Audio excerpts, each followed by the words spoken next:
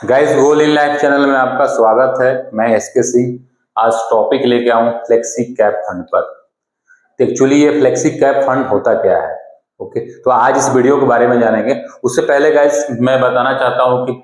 मेरा चैनल का जो नाम है गोल इन लाइफ है, जो इंस्टाग्राम पे भी हमारा पेज है गोल इन लाइफ के नाम से, आप वहां भी जाकर आप फॉलो कर सकते हैं। और इससे रिलेटेड कुछ भी डाउट आता है आप वहां पर जाकर हमसे डाउट क्लियर कर सकते हैं, और मैं बहुत लोगों को वहां पर डाउट भी क्लियर करता हूं।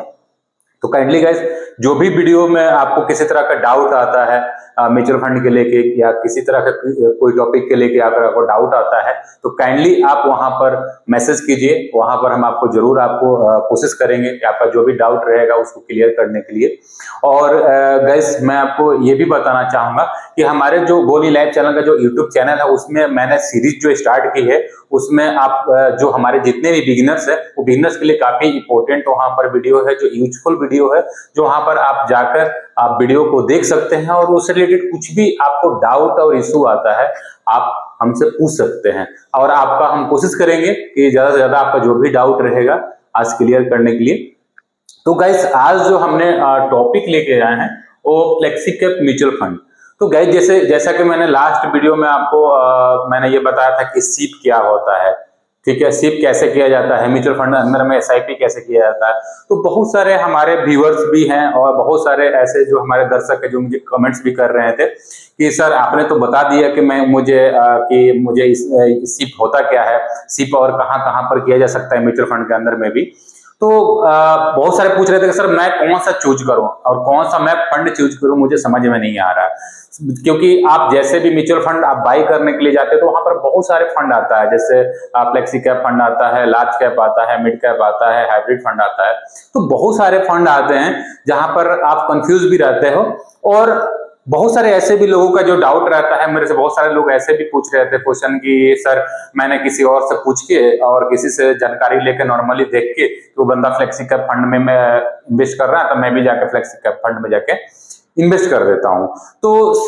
आज हम लोग जानेंगे कि फ्लेक्सी कैप फंड होता क्या है, और मैं आज इसके बारे में थोड़ा डिटेल बताऊंगा आपको कि आपको किसी से पूछने की जरूरत नहीं पड़ेगी कि फ्लेक्सी कैप फंड होता क्या है और इसका वर्क कैसे करता है और इसका एडवांटेज और डिसएडवांटेज भी क्या है। सो गाइस, वीडियो के लास्ट तक बने रहना, तभी आपको समझ में आएगा और काफी इंटरेस्टेड वीडियो होने वाला है। तो गाइस, आते हैं फ्लेक्सी कैप फंड एक्चुअली में होता क्या है। तो गाइस, आप खुद देखो, थोड़ा देर के लिए सोचो, आप फ्लेक्सी कैप का मतलब क्या होता है, फ्लेक्सिबल, ठीक है। तो आप इस फंड के अंदर में अगर आप पैसा इन्वेस्ट करते हो, ठीक है, तो अगर आप यहां पर पैसा इन्वेस्ट करते हैं तो जो आपके जो फंड मैनेजर होते हैं उनको आप एक फ्रीडम देते हो। फ्रीडम कहने का मतलब क्या है कि जैसे आप पैसा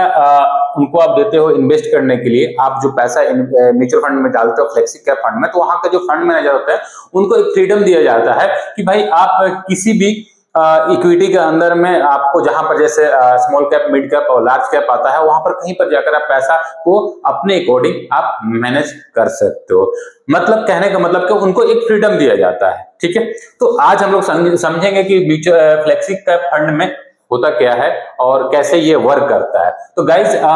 फ्लेक्सी कैप फंड का बात करूंगा मैं, तो इसमें जैसे सपोज दैट जितनी भी कंपनी आता है, जैसे सपोज दैट एक बड़ी कंपनी आती है जिसको हम लोग लार्ज कैप का बोलते हैं, ठीक है, ये सपोज दैट ये लार्ज कैप कंपनी होगी, ठीक है। उसके बाद एक आपकी कंपनी हो गई मिड कैप कंपनी हो गई, और एक गैस स्मॉल कैप कंपनी हो गई, ठीक है। ये गैस हो गया large cap, mid cap company और स्मॉल कंपनी। इसमें तीन तरह की कंपनी क्या होती है, ठीक है, एक लार्ज कैप, मिड कैप और स्मॉल कैप। तो आपके जो फ्लेक्सी कैप के जो फंड मैनेजर होते हैं उनको जो फ्लेक्सिबिलिटी दिया जाता है कि आप अपने अकॉर्डिंग से हमारे फंड को मैनेज कर सकते हो। तो वो क्या करते हैं कि कुछ पार्ट जो रहता है वो लार्ज कैप कंपनी में भी इन्वेस्ट करते हैं, वो कुछ पार्ट जो रहता है इन्वेस्ट का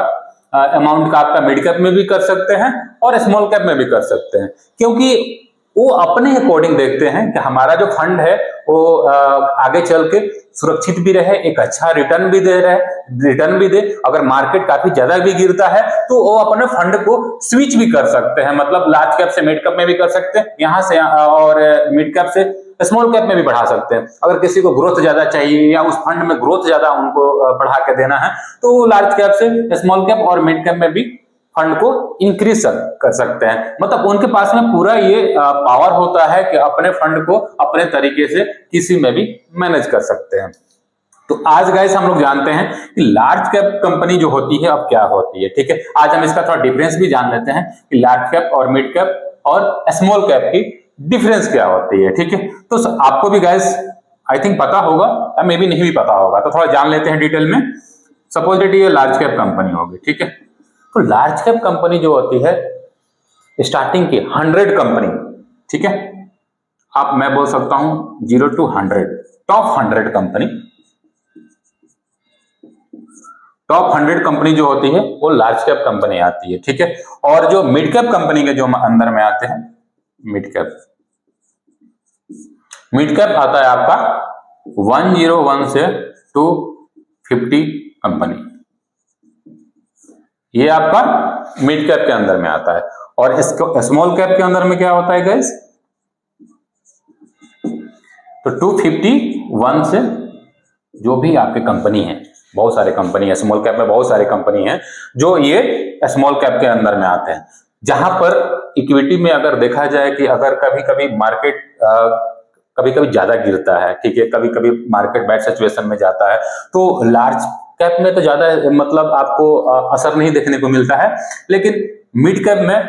लार्ज कैप में कम होता है as comparison to mid cap, और स्मॉल कैप में देखा जाए तो as comparison to small cap mid cap में थोड़ा कम होता है। ठीक है,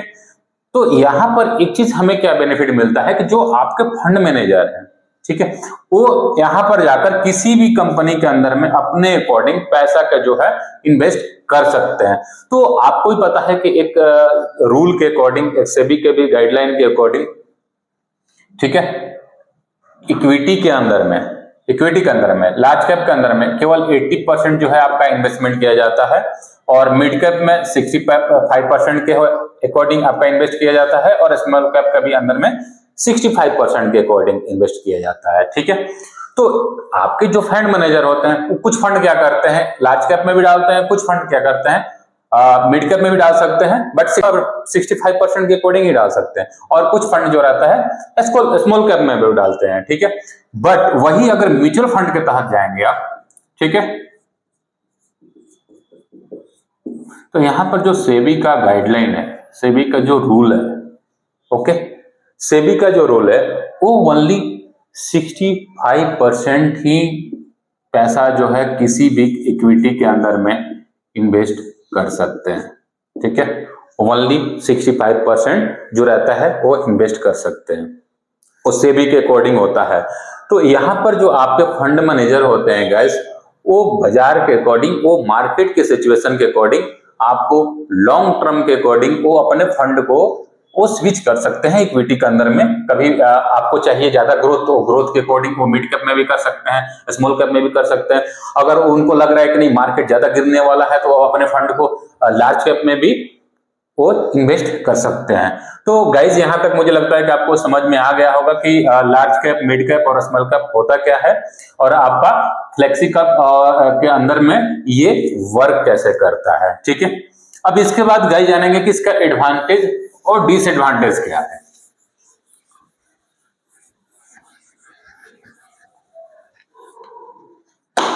तो गाइज आज थोड़ा देखेंगे हम लोग एडवांटेज क्या है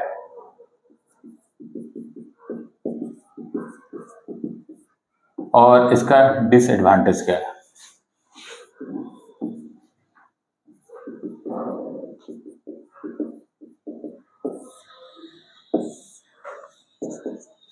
तो गाइज एडवांटेज पहला नंबर तो ये है आपका,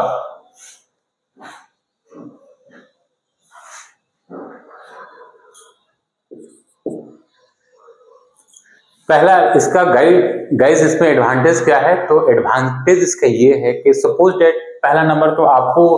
अगर फ्लेक्सी का फंड अगर आप चूज कर रहे हो, ओके ना, तो वहां पर ये आपको टेंशन नहीं रहेगा कि अरे यार मेरे को पैसा फ्लेक्सी कैप फंड में चूज किया हूं और मैं चाहता हूं कि इक्विटी फंड में यूज करूं, क्योंकि प्योरली फ्लेक्सी कैप फंड आप जाओगे तो प्योरली इक्विटी फंड होता है। ठीक है। तो पहला नंबर तो यहाँ पर आपका जो फंड मैनेजर होता है उसको पूरा फ्रीडम रहता है कि आपका फंड को किस तरह से मैनेज किया जाए, ठीक है। तो आपका पहला एक ये टेंशन नहीं रहता है कि यार मैं इसमें इन्वेस्ट कर रहा हूं तो मेरे को यार टेंशन हो रहा है कि मैं कहां पर करूं क्या ना करूं, ओके। तो ये चीज आपको टेंशन नहीं, क्योंकि आपका जो फंड मैनेजर है वो टोटली वो फंड का आपका मैनेज करता है मार्केट के सिचुएशन के अकॉर्डिंग, और आगे एक बेटरमेंट के लिए एक अच्छा प्रॉफिट निकालने के अकॉर्डिंग उसके अकॉर्डिंग आपके फंड को वो बैलेंस करता है, ठीक है। पहला आपका एडवांटेज तो ये है। दूसरा यहां पर एडवांटेज क्या है गाइस कि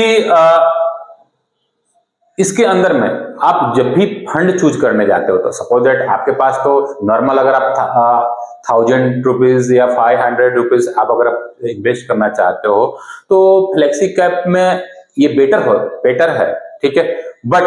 वही आप अगर मल्टीपल ज्यादा इन्वेस्टमेंट करना है तो कोई और भी फंड चूज कर सकते हैं, बट आप चाहते हो कि नहीं एक नॉर्मल मैं कम इन्वेस्टमेंट करना चाहता हूं, मैं इसके अंदर में फ्लेक्सी कैप फंड में इन्वेस्टमेंट करता हूं 500 या 1000 रुपीज आप या 2000, तो 500-1000 रुपीज में कितना आप फंड चूज कर सकते हो, राइट। तो उसके अकॉर्डिंग आप फ्लेक्सी कैप फंड भी चूज करते हो तो नॉट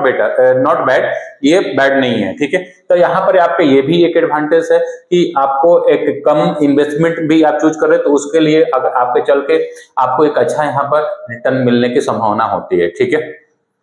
वही हम बात करते हैं कुछ डिसएडवांटेज का भी गाइस। तो डिसएडवांटेज में क्या है कि जैसे यहाँ पर आपका फंड मैनेजर आपका जो पैसा इन्वेस्ट करता है अगर उसका कुछ एनालिसिस बेटर नहीं होता है, कुछ उसका रिसर्च उसके ऊपर में बेटर नहीं रहता है, तो आगे चल के लॉस होने की भी संभावना होती है। बट गाइस इसीलिए इसमें आपको बोला जाता है कि गाइस अगर सेकेंड डिसएडवांटेज क्या है इसके अंदर में कि कम से कम अगर आपको इन्वेस्ट करना है गाइस तो आप मिनिमम 5 साल के लिए करो, क्योंकि इक्विटी ग्रोथ फंड है ये, तो इसके अंदर में कम से कम 5 साल के लिए आपको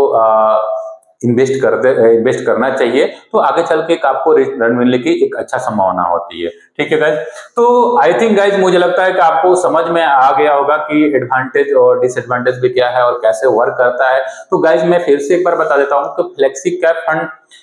क्या होता है। फ्लेक्सी कैप फंड वहां वो चीज होता है, फंड होता है जहां पर बहुत सारे जो इन्वेस्टर लोग जो होते हैं, बहुत सारे निवेशक लोग हैं जो चाहते हैं कि नहीं मेरा फंड जो है एक ऐसे फंड मैनेजर के पास में हो जो पूरा उनको फ्रीडम दिया जाए और मेरे फंड को अपने अकॉर्डिंग मैनेज करे और मार्केट में जैसे उतराव चढ़ाव मार्केट का है उसके अकॉर्डिंग वो बैलेंस करके चले, ठीक है। तो उसके अकॉर्डिंग वो फ्लेक्सी कैप फंड चूज करते हैं। और मुझे लगता है कि गाइज अब किसी से आपको पूछने की भी जरूरत नहीं है कि फ्लेक्सी कैप फंड होता क्या है। तो आपको यहां तक अगर कुछ भी डाउट आता है फ्लेक्सी कैप फंड के लेके कि मुझे फ्लेक्सी कैप फंड होता क्या है और मुझे इन्वेस्ट करना चाहिए कि नहीं करना चाहिए, तो मुझे लगता है कि यहां तक आपको समझ में आ गया होगा कि फ्लेक्सी कैप फंड होता क्या है, ठीक है। तो गाइज अगर आप चाहते हैं कि ऐसे ही आगे चल के हम और भी फंड को लेकर मतलब वीडियो बनाएं तो काइंडली आप प्लीज हमारे वीडियो को लाइक कीजिए, सब्सक्राइब कीजिए, और फिर भी इससे रिलेटेड कोई भी डाउट आता है गाइज तो प्लीज हमारे चैनल के ऊपर में आप एक बार जो कमेंट बॉक्स है उसमें आप मुझे मैसेज कीजिए, हम आपका डाउट जरूर क्लियर करेंगे। और हमारा जो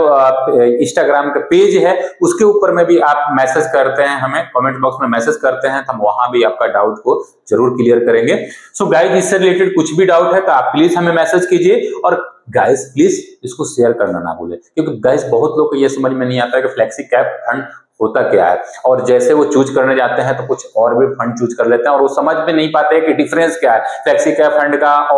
और भी जितने फंड है और भी फंडों का डिफरेंस क्या है। तो उस चीजों को समझ में नहीं आता है और कुछ भी जाके वो फंड को बाई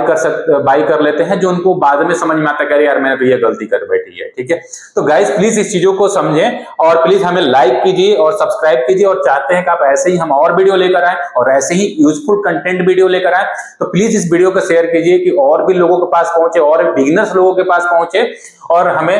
सपोर्ट मिले। So thank you so much guys, जय हिंद जय भारत।